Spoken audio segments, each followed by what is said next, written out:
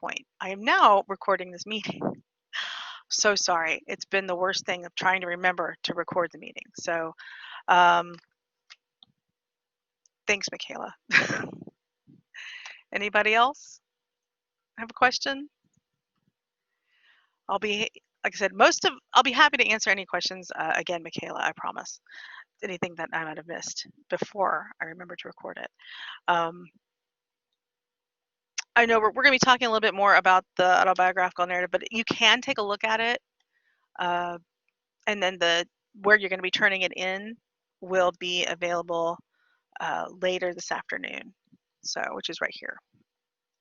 But any questions right off the top of y'all's heads about the story or the autobiographical narrative essay?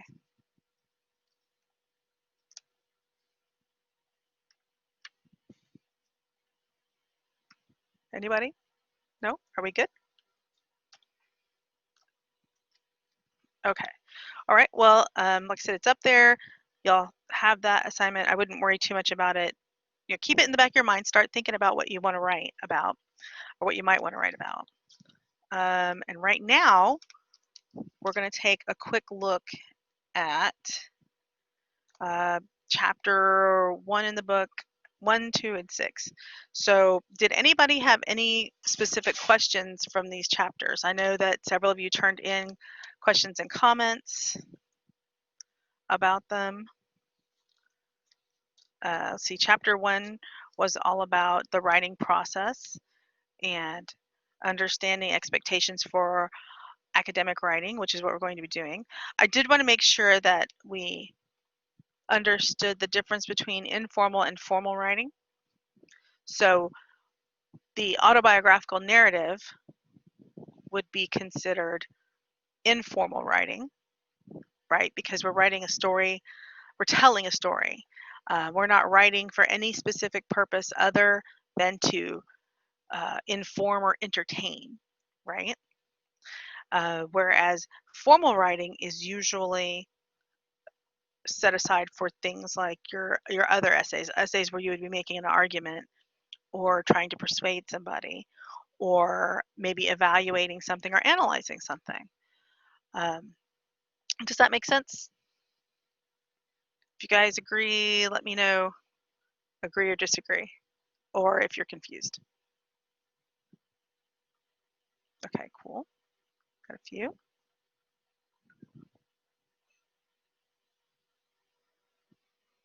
Excellent.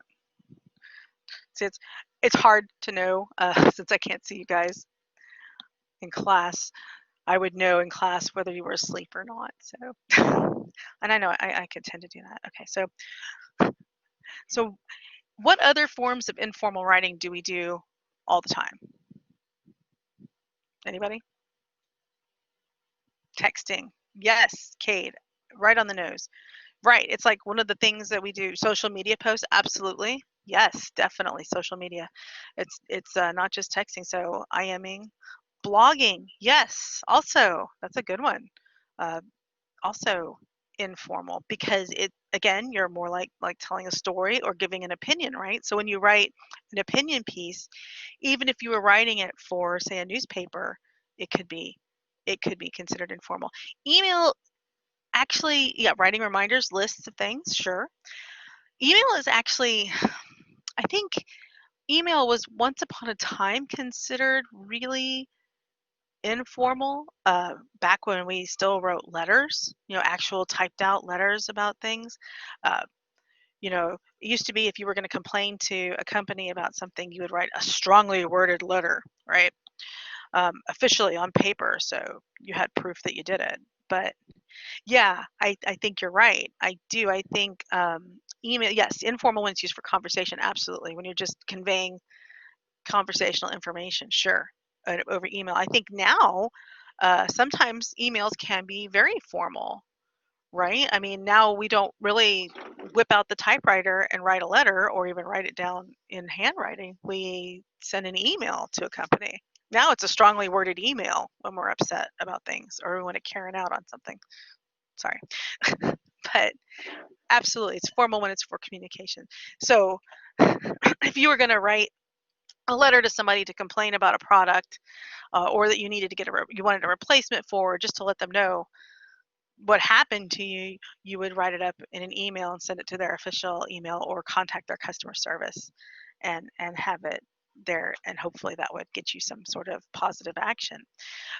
But yeah, definitely, I think now for like communicating with me, for example, it might go a couple different ways. If you're just letting me know that you're going to be late for class or that you're having issues with something, you might just send me a quick email and it would probably be fairly informal. But if you were sending an email to me to complain about something I had done or something of that nature, it would probably be a little more formal, right?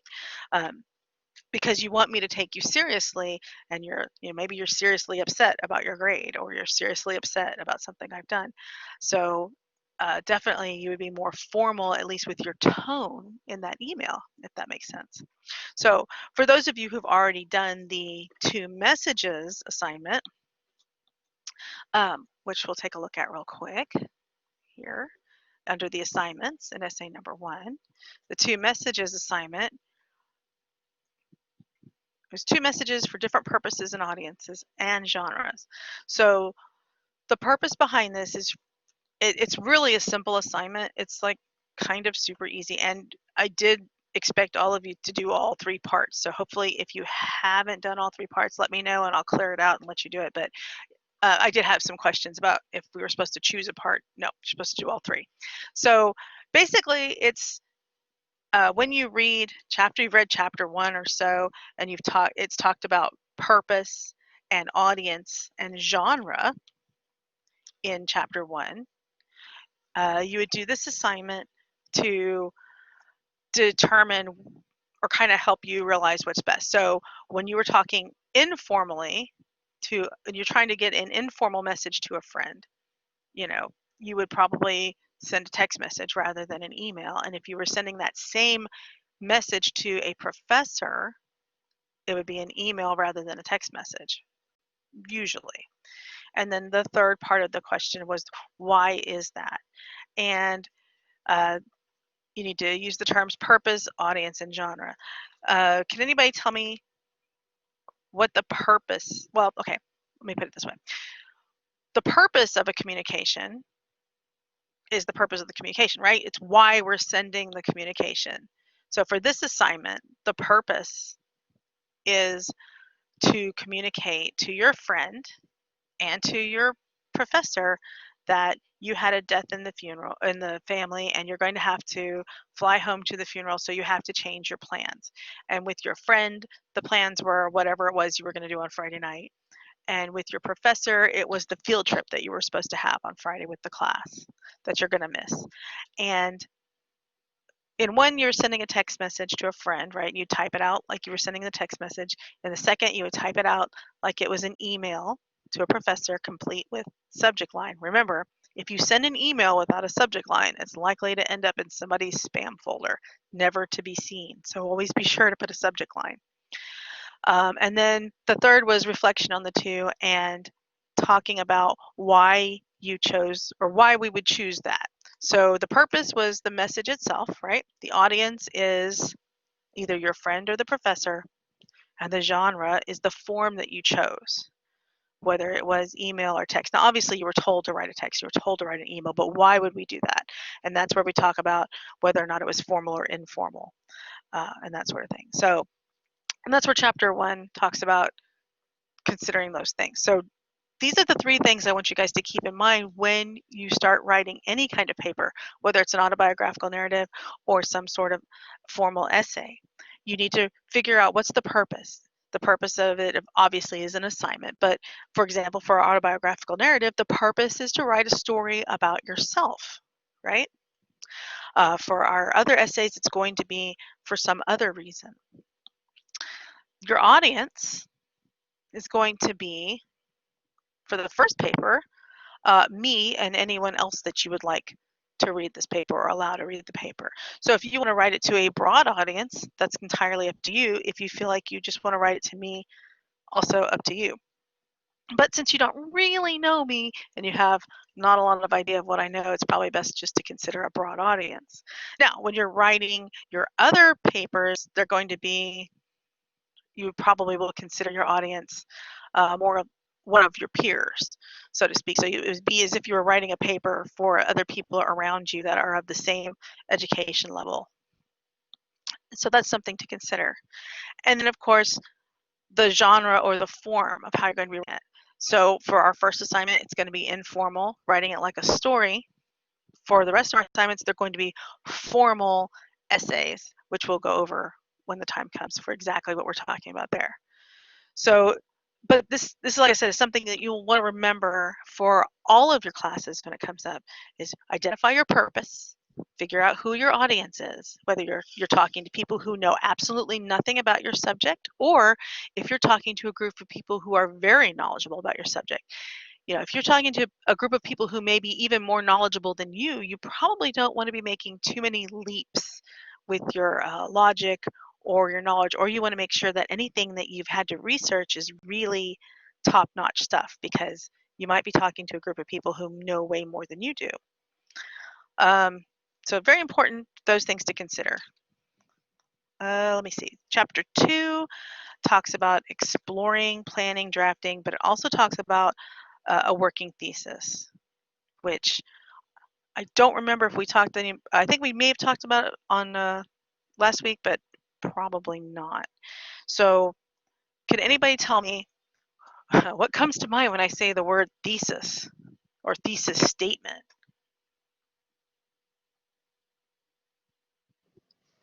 Sort of like a topic sentence. Sure, sure, absolutely. The hook to the story, yeah, absolutely. When you're writing an autobiographical narrative, it would be the hook to your story would be your thesis, so to speak. But if you're writing a paper and I say, does anybody else cringe when I say thesis statement? We're going to write a thesis statement. Main idea, good. Oh, good. So nobody's like cringy yet, or you're just hiding the cringe from me. It's okay. Stating the subject, what the story's going to be about. Sure.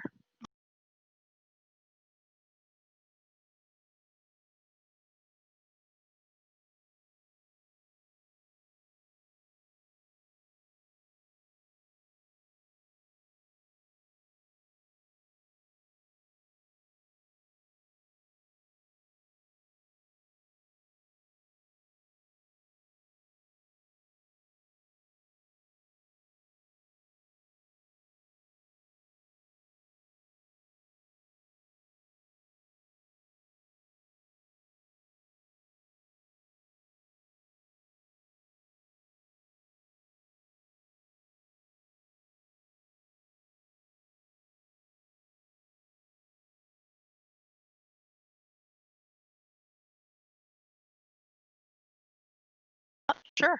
Right. The point of your story or the point of your essay. Absolutely. All right. Good. So,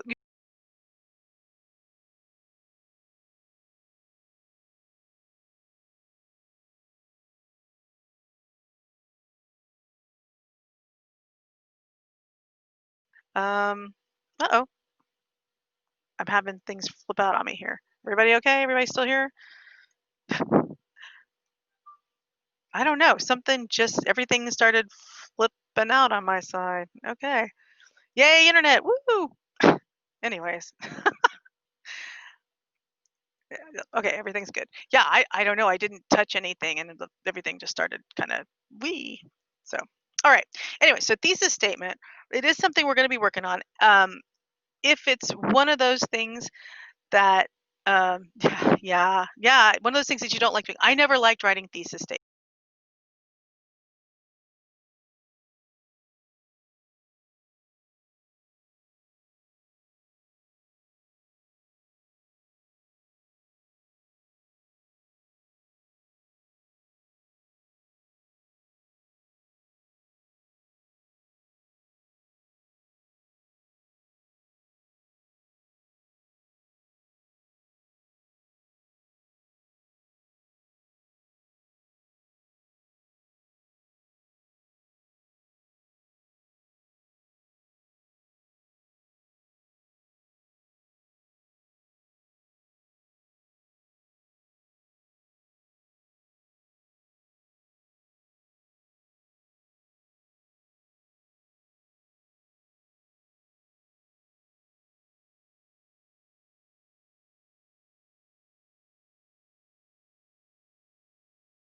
statements.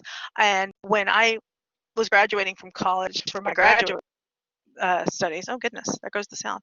I had to write a thesis, and not just a statement, like an entire paper called a thesis, and it really tripped me out. But now that I'm teaching a writing class, I really understand what a thesis statement is, and in fact, I've come up with a formula for it. So it's actually pretty neat. And we will talk more about writing working theses when we get theses, TCI. I don't even know how it is. So like octopi, I don't know. But I wouldn't worry about it if you're not the only one who has problems with a thesis statement. It seems like it's something that we just didn't cover in grade school, and we get to college and everybody's like, write a thesis statement. You're like, what? So we're going to cover it. And it's going to be one of the things that we do for our other papers. I'm going to have you guys write a working thesis statement. And trust me, it's called a working thesis statement because we can change it. It's not set in stone. So I think you're going to really like that. And I've developed a formula for writing a thesis. But like I said, we'll go over that a little bit more later. But that's what was in, I'm just kind of going over what was in chapter 2 for those of you who don't have the book. But it talks about planning and drafting and getting a thesis statement together.